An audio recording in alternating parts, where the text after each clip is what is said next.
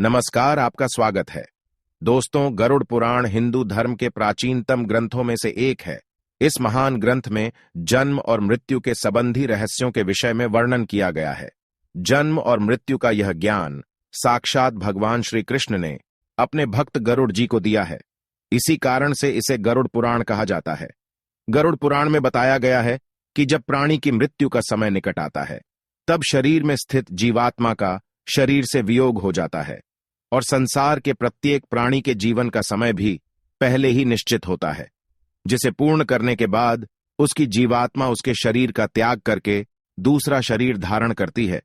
किंतु दोस्तों, आप सभी के मन में एक प्रश्न अवश्य आता होगा, अगर सभी मनुष्यों की आयु पहले ही निर्धारित की गई है, तो फिर उसकी अकाल मृत्यु क्यों हो जाती है? इसी प्रश्न का उत्तर देने के लिए हमने गरुड़ पुराण का गहन अध्ययन करके आपके सामने आज की प्रस्तुति लेकर आए हैं। इस प्रस्तुति में हम आपको अकाल मृत्यु के संदर्भ में महत्वपूर्ण ज्ञान की बातें बताने वाले हैं, इसीलिए आप इस ज्ञान को अंत तक जरूर सुने। आगे बढ़ने से पहले आपको बता दें दोस्तों, हमारा यह संकल्प है कि हम हमारे प्राचीन सनातन धर्म के ज्ञान को संसार के सभी मनुष्यों के लिए आसान भाषा में और मुफ्त में उपलब्ध कराए, क्योंकि भगवान श्री कृष्ण गीता में कहते हैं कि ज्ञान पर किसी का अधिकार नहीं है, यह समस्त संसार के कल्याण के लिए ही है और हर मनुष्य इस ज्ञान को प्राप्त कर सकता है। इसीलिए हम इस ज्ञान को आसान भाषा में आप तक पहुंचाने का कार्य कर रहे हैं। इसके लिए हमें आपके सहयोग की आवश्यकता है। आप इस ज्ञान का प्रसार करने में हमारी सहायता करें। हमारे इस चैनल को सब्सक्राइब करें और वीडियो को लाइक करके अपने मित्र परिवार के साथ शेयर करें। तो चलिए दोस्तों, जान लेते हैं गरुड़ पुराण में अकाल मृत्यु के संदर्भ में क्या लिखा हुआ है।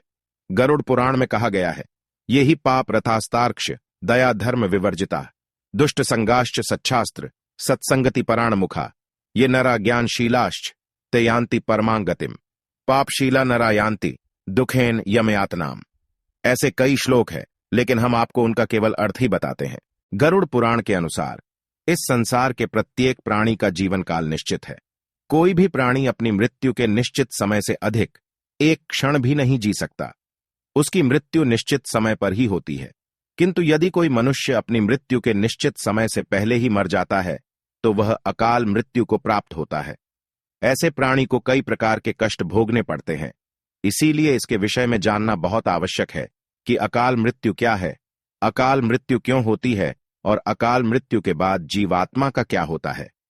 गरुड़ पुराण के सिंहावलोकन अध्याय के एक प्रसंग के अनुसार पक्षीराज गरुड़ भगवान श्री कृष्ण से पूछते हैं कि हे प्रभु, अकाल मृत्यु क्या है, उसका स्वरूप कैसा है? जिस प्राणी की अकाल मृत्यु होती है, उनका पारलौकिक मार्ग कैसा होता है? उन्हें वहां पर कैसा स्थान प्राप्त होता है और उनकी क्या गति होती है? हे भक्तवत्सल, मैं इन सभी बातों को सुनना चाहता हूं।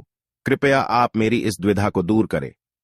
तब भगवान श्री कृष्ण कहते हैं, हे गरुड़, तुम मेरे प्रिय भक्त हो, इसीलिए मैं तुम्हें यह परम गोपनीय सत्य बताता हूं। इसीलिए तुम इसे ध्यान से सुनो। यदि किसी प्राणी की मृत्यु भूख के कारण होती है, अर्थात कोई भूख से पीड़ित होकर मृत्यु को प्राप्त होता है, या किसी हिंस्र पशु के द्वारा मारा जाता है, या फिर गले में फंदा लगाने से किसी की मृत्यु होती है, अथवा विष आदि के पान से मृत्यु को प्राप्त होता है, और जिस प्राणी की मृत्यु जल में डूबने के कारण हो जाती है, या सर्प आदि विषैले जानवरों के द्वारा काटने पर मर जाता है, जिस मनुष्य की दुर्घटना अथवा रोग के कारण मृत्यु हो जाती है, ये सभी अकाल मृत्यु को प्राप्त हो जाते हैं। किंतु इन सभी में आत्मघात को सबसे अधिक निंदनीय पाप माना जाता है।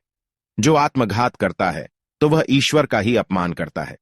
इस संसार में जिस प्राणी की मृत्यु प्राकृतिक कारणों से होती है, उसकी आत्मा 40 दिन के भीतर दूसरे शरीर को धारण करती है।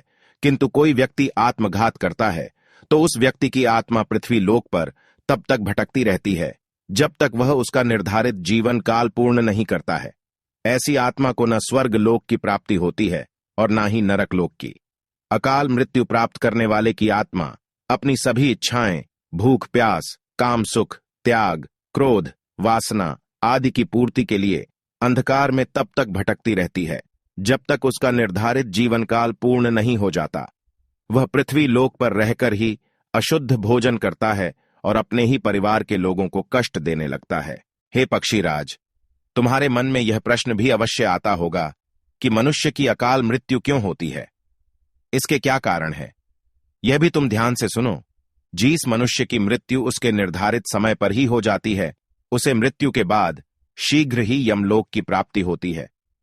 मनुष्य की आयु 100 वर्ष निर्धारित की गई है, लेकिन जो व्यक्ति निंदित कर्म करता है, अभक्ष्य भोजन करता है, व्यभिचार, अनाचार करता है, व्यसनों के अधीन रहता है, ईश्वर की भक्ति नहीं करता, वह शीघ्र ही नष्ट हो जाता है। जो लोग वेदों और शास्त्रों के ज्ञान न होने पर निंदित और अशुभ कर्म करते हैं, जो आलस्य के कारण अपने कर्तव्यों का त्याग करता है, जो सदकर्म नहीं करता और दुष्कर्म को सम्मान देता है, पराई स्त्रियों में अनुरक्त रहता है, ऐसे नाना प्रकार के महापापों के कारण मनुष्य की आयु कम हो जाती है। भगवान के प्रति श्रद्धा न रखने वाला, केवल धन के लिए पूजा पाठ करने वाला पाखंडी ब्राह्मण तथा असत्यवादी और धर्मद्रोही ब्राह्मण निश्चित ही अकाल मृत्यु को प्राप्त होता है। प्रजा की रक्षा न करने वाला राजा, आचरण से क्रूर, दुष्ट, प्रजा को पीड़ा देने वाला राजा मृत्यु के वशीभूत होकर शीघ्र ही अकाल मृत्यु को प्राप्त करता है और यातनाएं भोगता है। जो वैश्य दूसरों को लुटता है, पैसे की धोखेबाजी करता है, मृत्यु उसे निश्चित समय से पहले ही ग्रहण कर लेती है।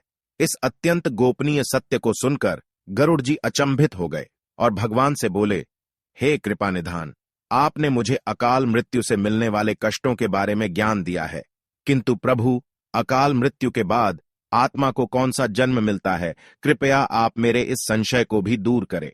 भगवान श्री कृष्ण कहते हैं, हे खग, तुम इस परम गोपनीय सत्य के बारे में ध्यान से सुनो। जो प्राणी अकाल मृत्यु को प्राप्त होता है, वह भूत, प्रेत, पिशाच, कुष्मांडा, ब्रह्म राक्षस, बेताल या क्षेत्रपाल आदि योनियों में भटकता रहता है। जबकि अगर किसी स्त्री की अकाल मृत्यु होती है, तो उसे भी भिन्न भिन्न प्रकार के रूपों में भटकना पड़ता है। उन्हें अलग अलग नामों से जाना जाता है। अगर किसी नवविवाहित स्त्री की अकाल मृत्यु होती है, तो वह चुड़ैल बन जाती है। अगर किसी कुंवारी कन्या की अकाल मृत्यु होती है, तो वह पिशाचिनी का रूप धारण करके भटकती है।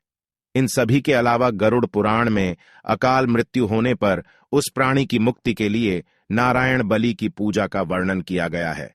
अगर ऐसे प्राणी की मुक्ति नहीं होती है, तो वह अपने ही परिवारजनों को कष्ट पहुंचाती है। तो दोस्तों, इस प्रकार से भगवान श्री कृष्ण ने अकाल मृत्यु के संबंध में गरुड़ जी को महत्वपूर्ण उपदेश दिए हैं। उम्मीद है आपको यह जानकारी अच्छी लगी होगी। वीडियो को लाइक जरूर करें और कमेंट में जय श्री कृष्ण अवश्य लिखें। साथ ही चैनल को सब्सक्राइब करें ताकि आपको ऐसी ही आध्यात्मिक जानकारी प्राप्त हो सके। आज की प्रस्तुति में बस इतना ही। मिलते हैं अगले वीडियो में। आप सभी का धन्यवाद।